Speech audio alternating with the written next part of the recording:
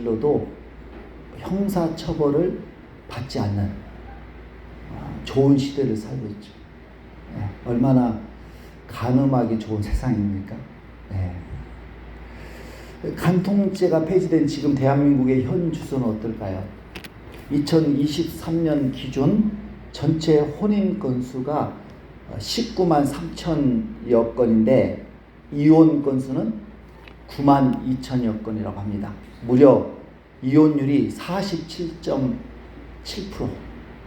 거의 두 쌍이 결혼하면 한 쌍이 이혼하는 그런 가정이 파괴되고 붕괴된 시대가 되어버렸다고 하는 것이죠. 이혼 사유 1위는 성격 차이, 2위는 경제 문제, 3위는 가족 간 불화, 4위가 배우자 분류. 이렇게 가고 있어요. 세상이 점점 더 음란한 그런 세상이 되어가고 있죠. 그런데 세상은 이렇게 간음에 음란에 관대하지만 성경은 여전히 엄격합니다. 그래서 10계명에는 간음하지 말라는 계명이 여전히 들어가 있어요.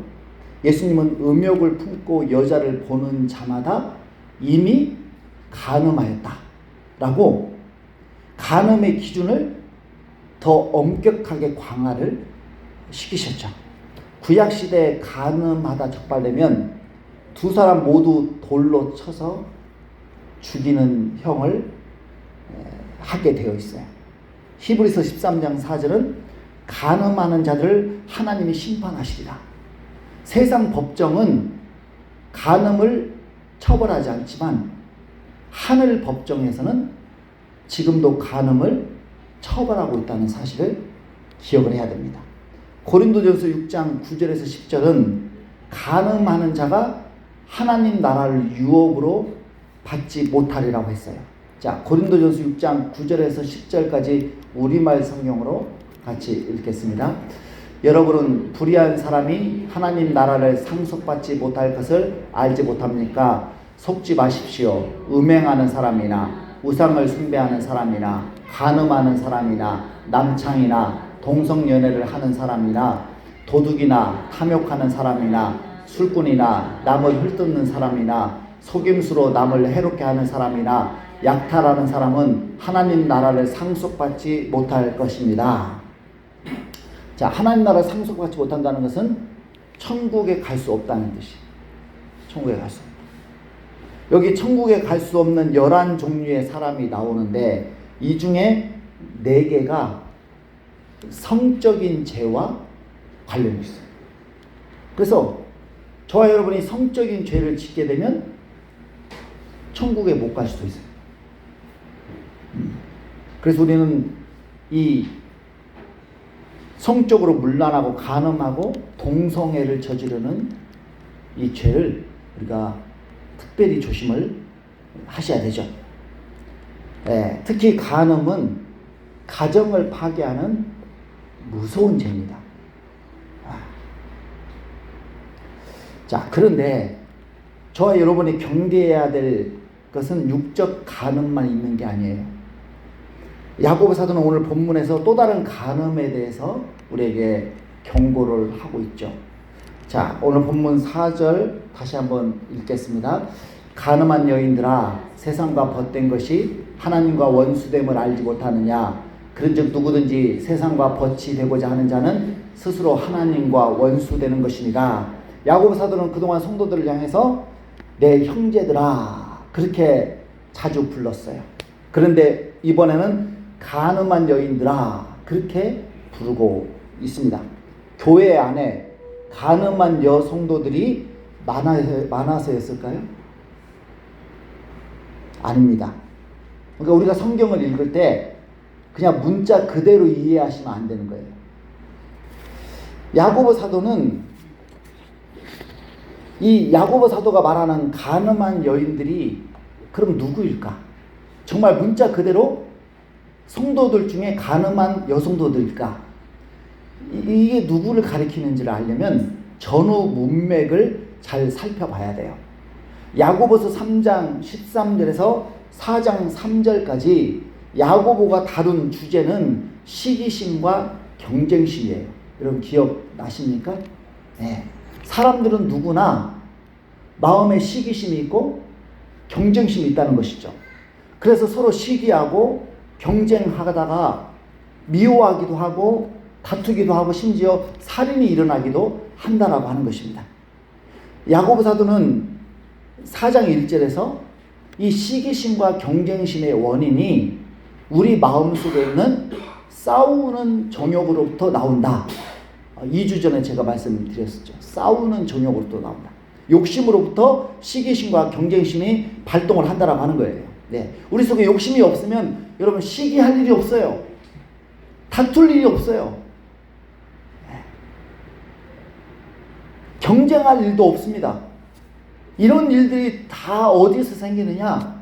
마음에 욕심이 있기 때문에 생기는 거예요.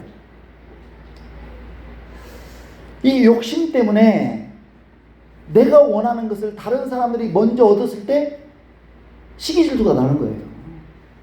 또 내가 먼저 차지하고 싶어서 경쟁을 하게 되는 것이죠. 자, 이렇게 내 속의 욕심을 채우기 위해서 시기하고 경쟁하고 미워하고 다투는 성도들을 향해서 야고보 사도가 간음한 여인들아 그렇게 얘기를 하는 거예요. 그럼 오늘 여기 앉아 계신 저와 여러분은 여기에 해당됩니까? 안 됩니까?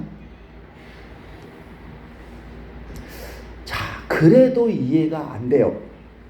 왜 시기하고 경쟁하고 미워하고 다투는 것이 간음과 연관이 될까? 왜 이게 간음일까? 여러분 연결이 안 되잖아요. 그렇죠? 간음은 음란 성적인 죄인데 왜 이것들이 간음과 연결이 되냐 이 말이에요. 자, 그러면 아니 그런 사람들이 여자만 있습니까? 여자만 시기질투하고 여자만 경쟁합니까? 남자들도 얼마나 시기질투하고 경쟁하고 다투고 싸웁니까? 근데 왜 간음한 남자들하라고 하지 않고 또는 간음한 사람들하라고 하지 않고 왜 간음한 여인들이라고 얘기를 하냐 말이죠.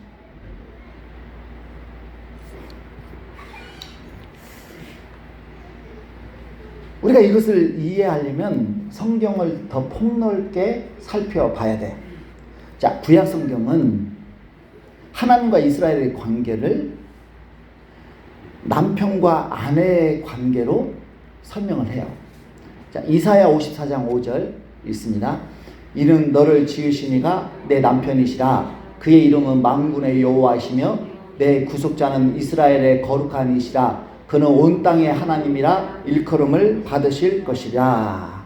예, 하나님은 그저 이스라엘의 신이 아니라 이스라엘의 뭐라고요? 남편이라고. 남편. 너를 지으시니까 내 남편이다 그러잖아요. 하나님은 그러니까 이스라엘과 하나님의 관계는 남편과 아내로 맺어진 언약 관계예요. 언약 관계. 그래서 자, 이스라엘이 나중에 하나님을 버리잖아요. 예, 그리고 다른 우상을 따랐을 때 하나님이 그것을 뭘로 여기셨느냐? 간음으로 여기셨어요. 예레미야 3장 8절 있습니다. 내게 배역한 이스라엘이 간음을 행하였으므로 내가 그를 내쫓고 그에게 이혼서까지 주었으되 그의 반역한 자매 유다가 두려워하지 아니하고 자기도 가서 행음함을 내가 보았느라. 예, 이스라엘 하나님을 버리고 우상을 숭배한 것에 대해서 하나님이 간음을 행했다. 그래서 내가 그를 내쫓았다. 이혼 증서까지 써줬다. 그러잖아요. 그러니까 이스라엘을 아수르 군대에 의해서 포로로 잡아가게 만드셨다는 거예요. 이처럼 구약 성경은 하나님과 이스라엘의 관계를 남편과 아내의 혼인 관계로 해석을 하고 이스라엘이 하나님을 버리고 다른 신을 섬긴 것을 영적 간음이다라고 선언을 하는 거예요.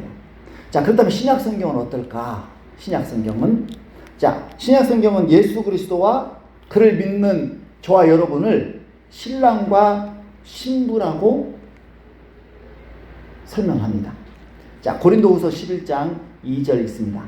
내가 하나님의 열심으로 너희를 위하여 열심을 내노니 내가 너희를 정결한 처녀로 한 남편인 그리스도께 드리려고 중매함이로다. 사도 바울은 전도를 중매에 비유하고 있어요. 전도 대상자는 처녀이고 남편은 예수 그리스도입니다. 그러므로 전도란 뭐냐?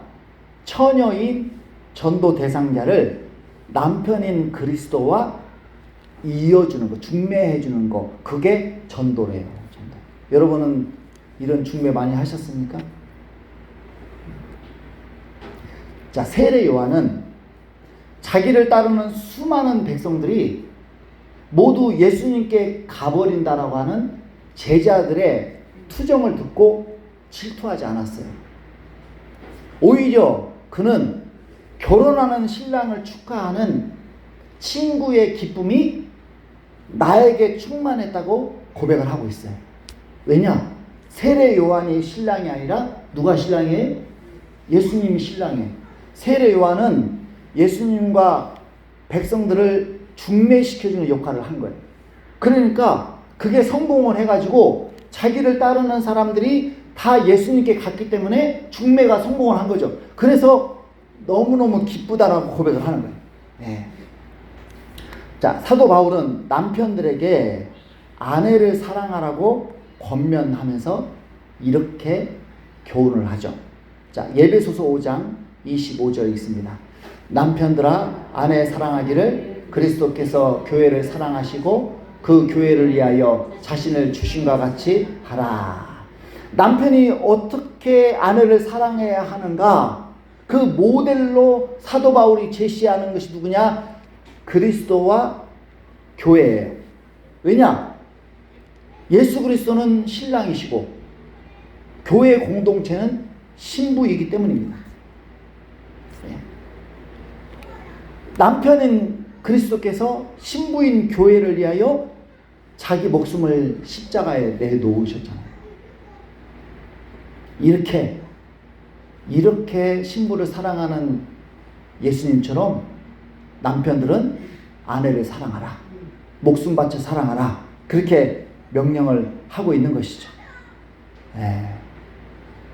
그렇다고 해서 이제 남편들에게 또 목숨을 바치라고 하면 안 됩니다. 그럼 남편이 때릴지도 몰라요. 현실적으로는 이런 남자가 없습니다. 그러니까 예수님이 모델이라, 남편의 모델. 그러니까 이 세상의 남편들은 다 가짜라는 거예요, 여러분. 다 가짜예요. 잠시 내 남편이지 영원한 남편은 아니에요, 여러분. 그러잖아요. 죽으면 갈라지는 거잖아요. 진짜 남편은 지금 살고 있는 남편이 아니라 예수님이 진짜 내 남편인 거예요. 왜냐하면 그분과는 영원히 살기 때문에. 근데 그분은 어떤 남편이냐? 지금 살고 있는 남편 같은 남편이 아니라 나를 위해서 목숨을 바칠 만큼 나를 사랑하는 남편. 그래서 남편의 최고의 모델, 최상급 모델, 그게 바로 예수님이다. 예수님이다. 자, 우리가 예수를 믿는다는 건 여러분 교회에 다닌다는 뜻이 아니에요. 내가 예수를 믿겠다라고 결심한다라고 하는 것은 뭘 말하냐면 예수를 나의 신랑으로 맞아들이는 거예요. 여러분 이런 생각 없이 예수 믿는 사람 다시 믿으셔야 돼요. 다시 생각해 보셔야 돼요. 그래서 나는 예수를 내 신랑으로 맞을 준비가 됐는가? 그랬을 때 됐다라고 했을 때 예수를 믿으셔야지 그냥 생각 없이 교회 다니는 게 예수 믿어주는 거다. 그렇게 생각하시면 여러분 평생 예수 믿어도 천국 못 가요. 왜냐? 잘못 믿으니까. 그래서 내가 예수를 믿는다라고 하는 것, 예수를 영접한다라고 하는 것은 예수님을 나의 주님으로, 나의 신랑으로 맞아들이는 거예요. 그리고 나는 예수님의 신부가 되는 것이죠. 그래서 내가 예수를 믿는 순간 예수님과 나는 약혼 관계가 되는 거예요. 잘 기억하셔야 됩니다. 무슨 관계라고요? 약혼 관계. 이게 눈으로는 이런 게 보이지 않지만 영적으로 일어나는 거예요. 그래서 실제로 저와 여러분 예수님을 딱 믿는 순간, 진심으로 믿는 순간 예수님이 내 신랑이 되고 내가 예수님의 신부가 되면서 약혼이 이루어지는 거예요. 약혼이. 자, 그러면 결혼은 언제 할까요? 약혼했으면 결혼해야 되잖아요. 결혼은 언제예요? 여러분, 이스라엘의 결혼식은 약혼과 혼인으로 이루어져요. 근데 우리나라는 약혼이 법적인 효력이 없잖아요. 결혼만 법적인 효력이 있죠. 근데 이스라엘은 약혼도 결혼만큼 법적인 효력이 있어요. 그래서 약혼하면 이미 정식 부부로 법적으로 인정을 받아요. 자, 그런데 신랑이 신부와 약혼하고 대략 한 1년 정도 지나서 결혼을 합니다. 그러면 그 1년 동안 뭐 하느냐? 신랑은 아버지 집으로 돌아가서 신부와 함께 살 신혼집을 지어요. 그 당시 무슨 아파트가 있고 무슨 집이 있겠어요? 다 자기 살 집은 2000년 전에는 다 자기가 지어야 돼요. 그래서 신랑은 신부와 함께 살 신혼집을 1년 동안 짓는 거예요. 그리고 신부는 뭐 하느냐? 신부 수업을 받는 거예요.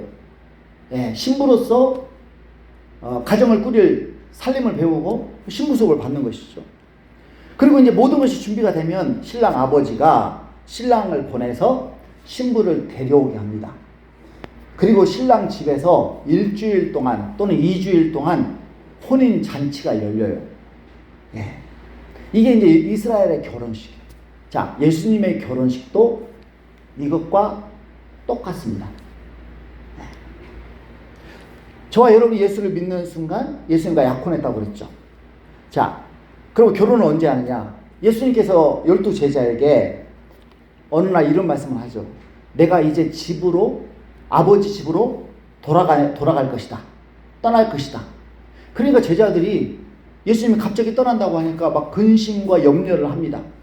그러니까 예수님이 제자들을 안심시키면서 내가 아버지 집으로 떠나는 이유가 있다라고 설명을 해주시는데, 자, 요한복음 14장 2절 하반절에서 3절까지 같이 읽습니다. 내가 너희를 위하여 거처를 예비하러 가노니 가서 너희를 위하여 거처를 예비하면 내가 다시 와서 너희를 내게로 영접하여 나 있는 곳에 너희도 있게 하리라. 자, 예수님께서 아버지 집으로 가시는 이유가 뭐예요? 거처를 예비하러 간다. 이 거처가 바로 신혼집을 말하는 거예요. 내가 지금 너희가 약혼했는데 너희하고 이제 결혼해서 살 신혼집을 내가 가서 준비를 해야 돼. 그래서 가는 거야 라고 얘기를 하는 거예요. 그러면서 뭐라고 합니까? 가서 너희를 위하여 거처를 예비하면, 신혼집을 다 지으면 내가 다시 와서, 그러잖아요. 다시 와서 너희를 내게로 영접하여 나 있는 곳에 너희도 있게 하리라. 바로 이스라엘의 결혼과 똑같이 예수님의 혼인이 이루어지는 것이죠. 예수님이 여러분 이 준비하신 신혼집이 뭐 100평 아파트, 뭐 1000평 저택 그 정도가 아니에요. 예수님이 저와 여러분을 위해서 준비한 신혼집은요, 새 우주에, 새 하늘과 새 땅을 신혼집으로 준비하고 놀라운 지금을 준비하고 있는 것이죠. 그래서 예수님이 이 땅에 요한계시록의 19장에는 이제 예수님과 교회의 결혼식이 드디어 소개가 되고 있죠. 자, 계시록 19장 7절 있습니다. 우리가 즐거워하고 크게 기뻐하며 그에게 영광을 돌리세. 어린 양의 혼인 기약이 이르렀고 그의 아내가 자신을 준비하였으므로. 예, 어린 양은 예수 그리스도이고 아내는 교회죠. 예, 신혼집은 새 하늘과 새 땅. 그 완성이 되면 하나님이 예수님을 이 세상에 보내시는 거예요. 그게 바로 재림이죠. 예. 그럼 예수님이 오셔서 교회인 신부를 데리고 신혼집인 새 하늘과 새 땅에서 결혼식을 올리고 혼인잔치를 열고 그 다음에 영원히 행복하게 사는 거예요. 그래서 예수님이 이 땅에 초림하신 것은 약혼하기 위한 거예요. 재림하시는 것은 결혼하기 위한 것이죠. 네. 그래서 저와 여러분 지금 예수님과 약혼한 여러분 신부예요. 예수님이 재림하시면 이제 우리와 결혼을 하게 되십니다. 이 예수님의 신부가 되는 것은요, 예수님이 선택해야 되는 거예요. 아닥사스다 왕이 신부로 에스더를 선택하잖아요.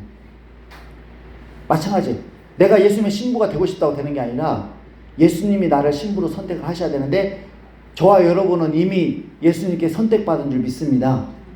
이미 선택을 받은 저와 여러분 신부가 되었다라고 하는 것이 얼마나 영광스러운 일입니까? 여러분, 약혼한 신부에게 가장 중요한 것은 뭘까요? 순결이에요. 순결을 더럽히면 약혼이 파혼이 되는 거예요. 마리아가 예수님을 임신했다고 요셉에게 파혼을 당하려고 했잖아요. 저와 여러분이 순결을 더럽히면 예수님으로부터 파혼을 당하는 거예요. 그래서 오늘 우리에게 가장 중요한 것은 영적인 순결을 지키면서 신부 수업을 받고 신랑을 기다리는 것이죠. 자, 오늘 본문으로 다시 돌아가서요. 우리 4절 다시 한번 읽습니다.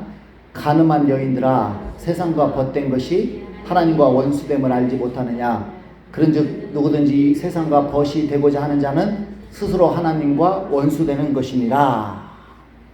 자, 이제 이 말씀 이해가 되세요? 왜 간음한 여인들이라고 야고보가 얘기를 했는지 이해가 되실 것입니다. 야고보 사도는 예수 그리스도와 약혼하고 결혼을 기다리는 신부들이 간음을 저질렀다, 그렇게 고발을 하고 있는 거예요. 그러자 신부들이 항변합니다. 저희가 언제 간음했다고 그러십니까? 저희는 여전히 예배를 드리고 여전히 신앙생활을 열심히 하고 있는데 저희가 무슨 간음을 했습니까? 그러자 야고보가 또다시 답변을 하죠. 세상과 벗된 것이 곧 하나님과 원수됩니다. 세상과 벗된 것이 간음이다라고 말씀을 하고 있어요. 자, 여기서 벗된 것이라고 번역된 헬라어는 필리아라고 하는 헬라어인데 신약 성경에 단 한 번 나오는 단어예요. 이 단어의 동사형이 필레오입니다. 사랑하다라고 하는 뜻이죠. 그러므로 벗이 되었다, 세상과 벗이 되었다라고 하는 것은 세상과 사랑하는 친구가 되었다, 이런 뜻이죠. 여러분, 친구도 두 종류가 있어요.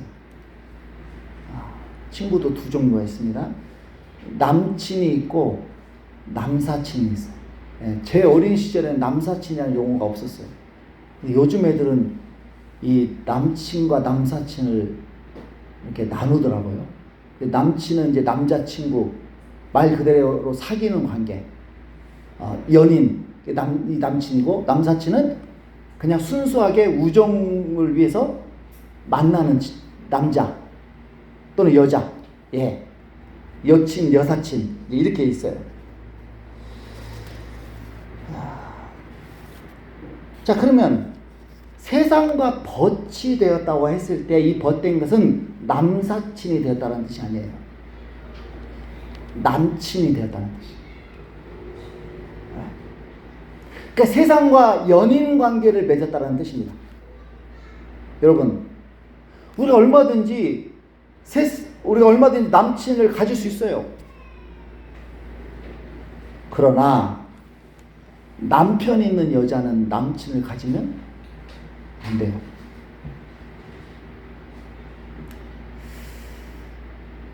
저와 여러분은 남친을 가지시면 안 돼요.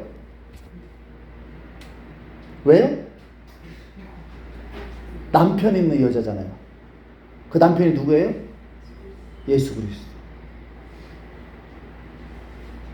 예수 그리스도가 우리의 신랑이에요. 만약 남편 있는 여자가 남친을 갖게 되면 남편과 원수되는 거예요. 그래서 야고보 사도가 뭐라 하냐면 세상과 벗되는 자는 하나님과 원수됨을 알지 못하느냐. 세상을 남친으로 삼는 자들은 하나님과 원수된다, 그렇게 경고를 하고 있죠. 여러분, 이런 의문이 들지 않으세요?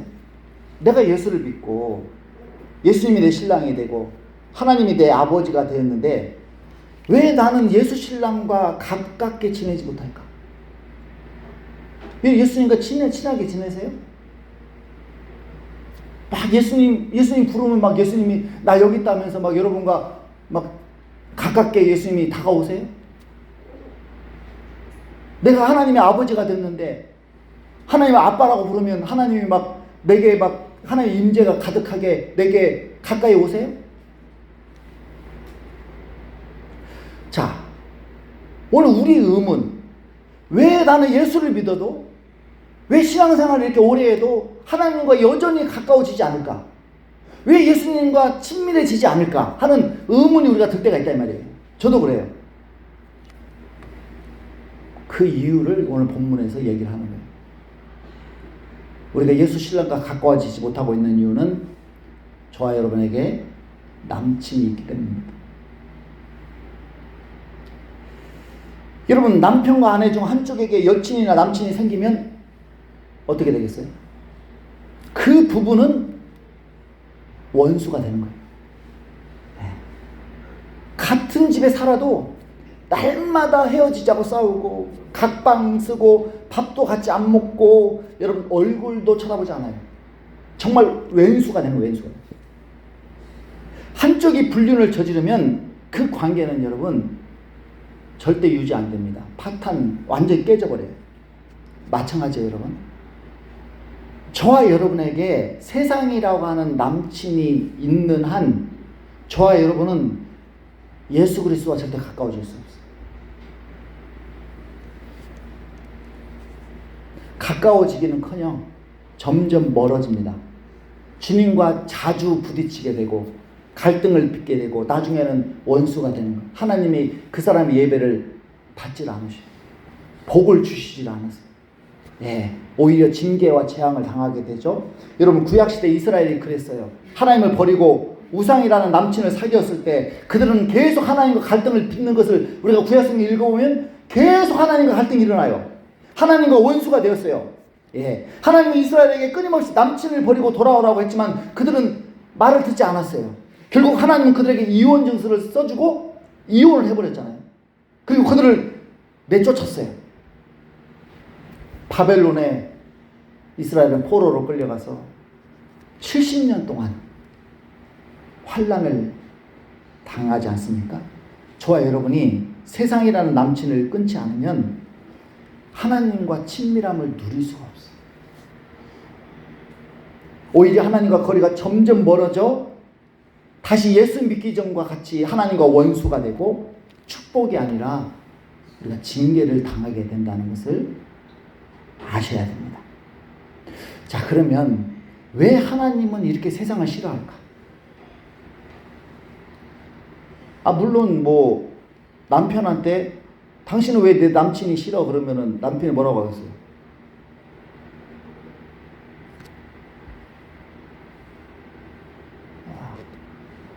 남편이 대답해 줄까요? 너 그걸 질문이라고 해? 그러지 않겠어요? 네. 예를 들어서 남편이 아내한테 당신 왜 내 여친 뭐가 그렇게 마음에 안 들어? 왜 그렇게 싫어해? 그러면은 자, 하나님은 왜 세상을 이렇게 싫어하시느냐? 하나님만 세상을 싫어하시는 게 아니라 세상도 하나님을 싫어해요. 요한복음 15장 18절 있습니다. 세상이 너희를 미워하면 너희보다 먼저 나를 미워한 줄 알라. 그러니까 하나님도 세상을 미워하고 세상도 하나님을 미워해요. 그러니까 남편도 남친을 미워하고 남친도 남편을 미워하는 거예요. 왜냐? 나를 얻기 위해서 둘이 싸우는 거예요. 남편과 남친이 나 한 사람을 가운데 놓고 나를 얻기 위해서 싸우는 거죠. 그래서 둘이 서로 차지하기 위해서 싸우는 거예요. 마찬가지죠. 하나님도 나를 얻고 싶고 세상도 나를 얻고 싶어서 두 사람이 서로 싸우는 거예요. 자, 여기서 말하는 세상은 물리적인 지구나 자연을 말하는 게 아닙니다. 하나님은 자신이 창조하신 세상을 사랑하시죠. 그런데 이 세상이 타락해서 마귀의 종이 되어버렸어요. 자, 마귀는 하나님의 진리를 대적하는 철학과 가치관을 만들어서 사람들을 계속 세뇌시켜요. 그래서 세뇌된 사람들을 통해서 하나님을 대적하는 학문을 만들게 하고 또 문화를 만들게 하고 종교와 정치와 경제 체제를 만들어서 하나님을 공격을 해요. 나를 차지하려고. 나를 차지. 자, 예를 들어서 여러분, 세속주의. 이 마귀가 만들어낸 거예요. 세속주의는 하나님과 같은 초월적 존재나 영적인 세계를 무시하고 눈에 보이는 게 전부다라고 주장하는 주의죠. 그래서 이 세속주의는 공교육과 언론과 문화에서 하나님을 완전히 배제시켜버렸어요.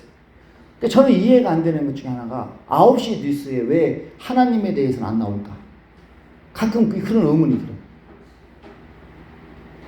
왜 9시 뉴스는 하나님에 대해서 언급을 안 할까?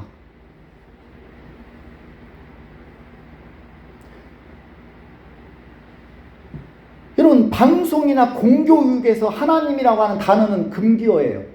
쓰면 안 되는 단어예요. 쓰면 퇴출당해요, 여러분.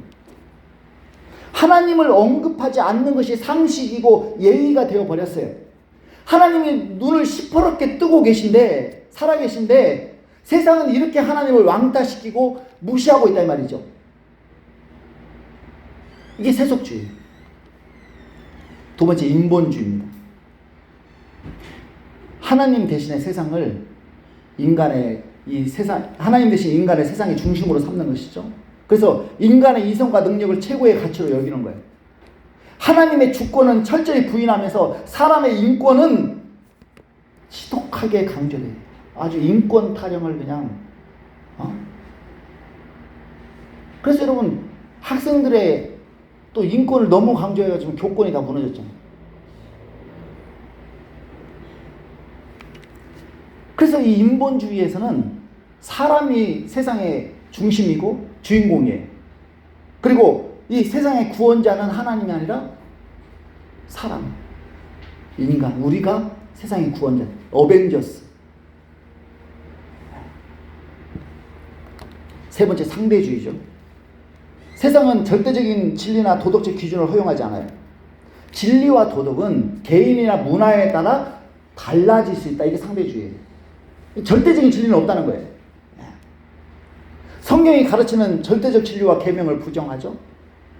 하나님이 정하신 절대적인 기준은 거부하고 개인이 진리의 기준을 정할 수가 있는 거예요. 대표적인 것이 성의 자기 결정권. 내가 남성일지 여성일지 하나님이 정해주신 것을 거부하는 거예요. 내가 결정하겠다. 나는 남자로 태어났지만 나는 여자가 되겠다. 이렇게 스스로 결정하는 거예요. 이 상대주의. 그러니까 하나님을 끊임없이 대적을 하지 않습니까? 네 번째, 과학주의죠. 과학적인 방법만이 진리를 발견할 수 있는 유일한 방법이다라고 주장을 합니다. 그러니까 하나님이라고 하는 존재를 왜 안 믿느냐? 과학적으로 증명할 수 없지 않느냐. 과학적으로 증명할 수 있으면 믿겠다 그래요. 그래서 과학이 증명할 수 있는 것만 진짜다라고 가르치는 세상. 창조론도 과학적으로 증명할 수 없기 때문에 학교에서 가르치면 안 된다. 그럼 여러분, 진화론은 과학적으로 완전히 증명이 됐습니까? 진화론도 론일 뿐이에요. 이론일 뿐이에요. 네, 진화론도 여러분 거의 증거가 없어요. 원숭이가 사람으로 진화가 됐으면 그 중간 단계가 있어야 되잖아요. 하나도 없어요. 거의 없어요.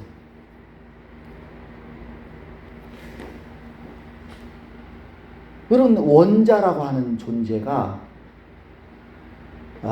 지금으로부터 2500년 전에 이미 원자가 있다라는 것을 주장하는 학자들이 있었어요. 그런데 사람들은 수천 년 동안 원자가 있다는 것을 믿지 않았어요. 왜냐? 과학적으로 증명이 안 됐다는 거예요. 그래서 1897년 톰슨이라고 하는 과학자가 원자가 있다는 사실을 드디어 증명해냈어요. 실험으로. 그때부터 사람들이 원자가 있구나 믿기 시작한 거예요. 이런 바보 같은 게 어디 있습니까? 그럼 여러분, 과학적으로 증명되기 전에는 원자가 없는 것입니까? 이 과학이 얼마나 오만한지 몰라요.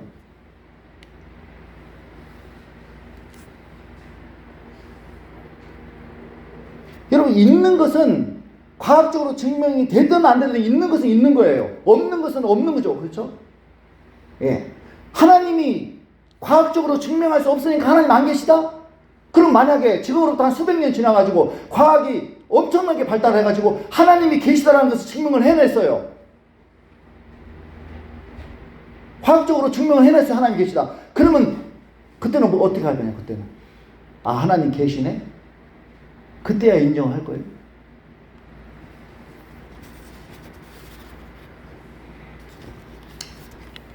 여러분, 다섯째, 자본주의입니다. 돈이 최고라는 것이죠. 자본주의는 시장 경제의 자유를 통해서 개인의 이익을 극대화하려고 경쟁을 부추겨요.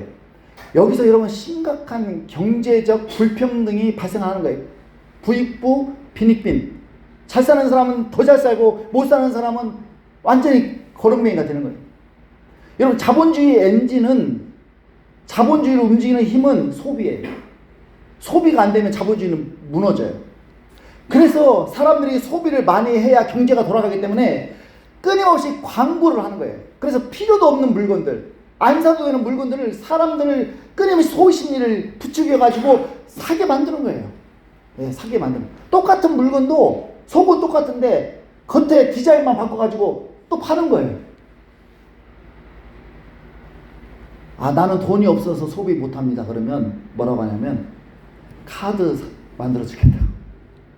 그래서 여러분, 카드를 줘가지고 나중에 갚아도 된다고 해서 카드를 쓰게, 미래 재정까지 다 쓰고 파산에 이르게 만드는 게 자본주의. 자본주의. 마지막으로 쾌락주의. 인생의 목적을 행복에 두고 행복을 위해서라면 무엇이든 자유롭게 하라는 그게 세상이에요. 2009년 영국의 한 버스 광고에 이런 글귀가 실렸습니다. 하나님은 아마도 존재하지 않으며 이제 걱정을 멈추고 삶을 즐기십시오. 하나님께 심판받을까 걱정하지 말고 당신 하고 싶은 대로 세상을 즐기라는 거예요. 이 쾌락주의. 당신이 하고 싶은 대로. 여러분, 제가 지금까지 말씀드린 주장들은 마귀가 하나님을 대적하기 위해서 만든 거짓 선동입니다.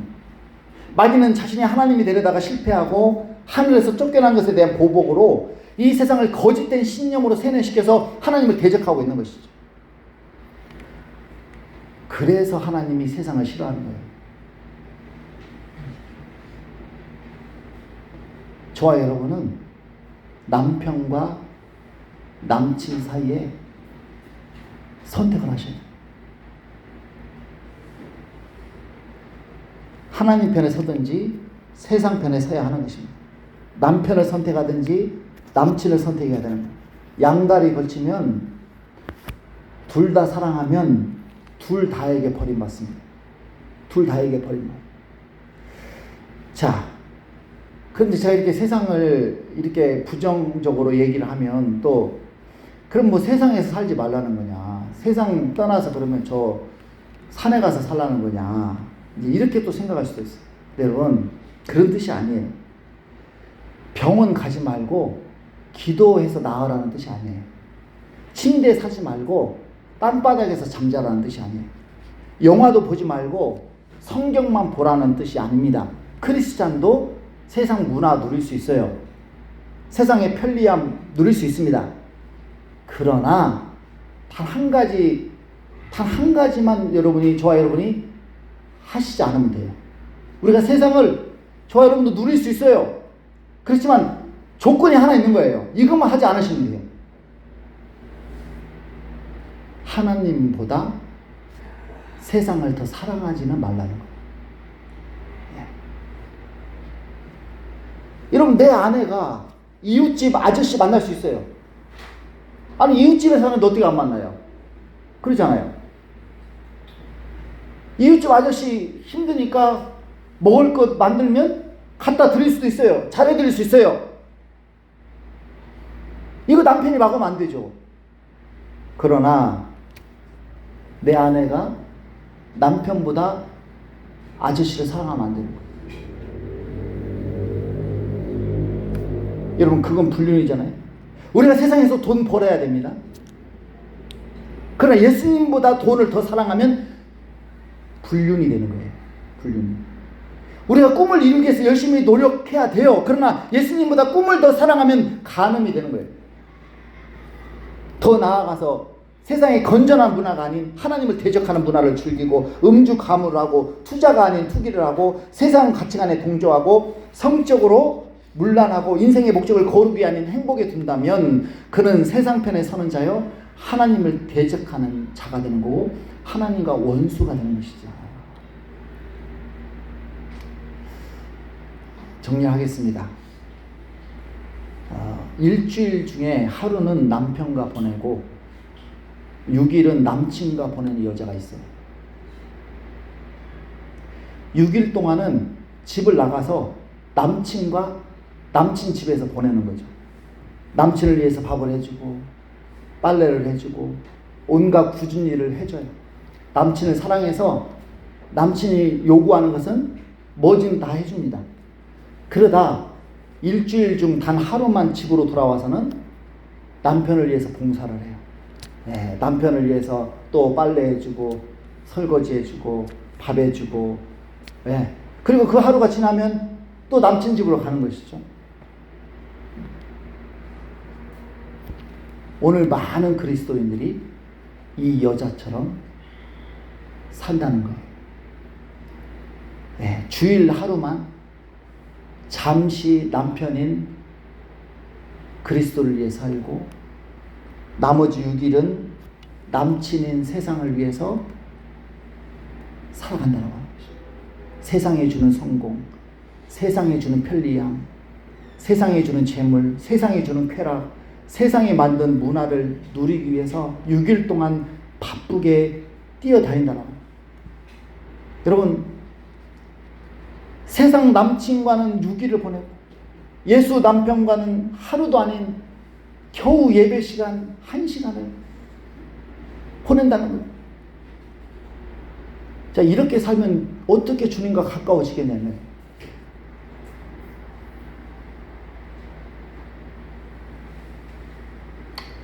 제가 원래는 그 야고보서 4장 4절부터 쭉 살펴보려고 그랬는데 하나님이 이 4절 안에서 너무 제게 많은 말씀을 주셔서 제가 오늘 4절만 준비한 거예요. 여러분, 저는 만약에 제 아내가, 제 사모가 바람을 폈다면 제가 마음이 어떨까? 아마 미칠 것 같아. 목회고 뭐고 그냥 다 내던지고 아마 삶을 비관할 것 같아. 여러분, 내 사랑하는 배우자가 그런 불륜을 저지른다? 진짜 여러분, 이건 나에게는 어마어마하게 고통스러운 일 아니겠습니까? 하나님도 그 똑같은 고통을 내가 세상을 사랑하는 모습을 보면서 그 똑같은 고통을 느끼고 계십니다. 나는 너를 위해서 십자가에서 목숨을 줬는데 세상이 그렇게도 좋냐? 세상이 너 그렇게도 좋냐? 그러면서 세상을 쫓아가는, 세상을 사랑하는 그 나 때문에 막 가슴이 터지고 막 미칠 것 같은 그런 감정으로 주님이 그러고 지금 계시는데, 뭐 와가지고 여러분, 우리가 찬양 조금 하고 헌금 조금 하고 예배 조금 드려준다고 이게 되겠냐고요.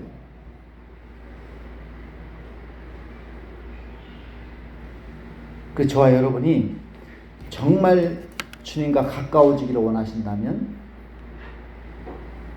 남친을 버리셔야 돼요. 세상을, 주님보다 사랑하는 세상 것들을 포기하셔야 돼요. 버리셔야 돼요. 점점 멀리 하셔야 돼요. 그리고 주님을 가까이 할 때 주님과의 더 친밀함을 느끼게 되고 누리게 되고, 주님이 주시는, 세상에 줄 수 없는 그런 풍성한 은혜를 누리게 된다는 것입니다.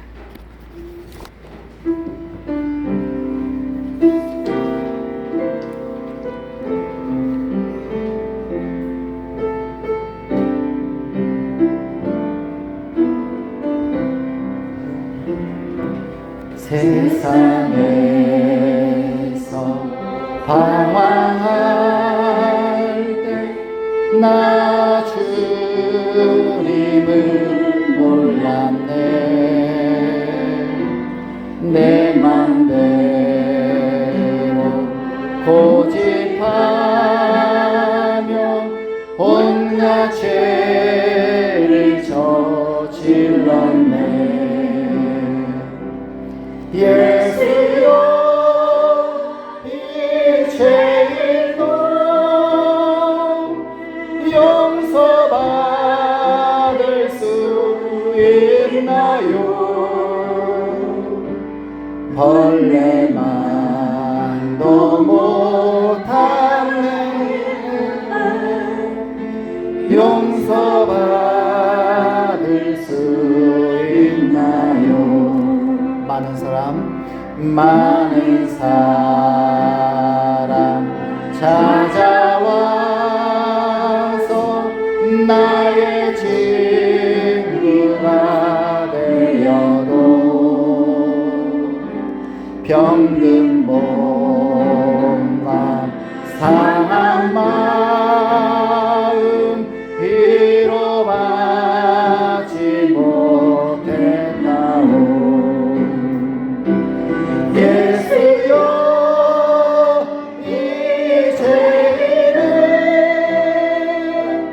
불쌍히 여겨 주소서.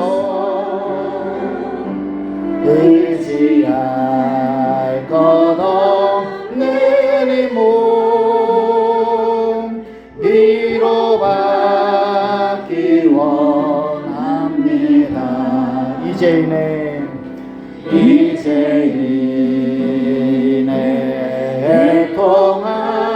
애통함을 예수께서 들으셨네. 못 자운 날 사랑의 손 나를 어루만지셨네. 내 주여 이 죄인이 다시 눈물을 흘립니다.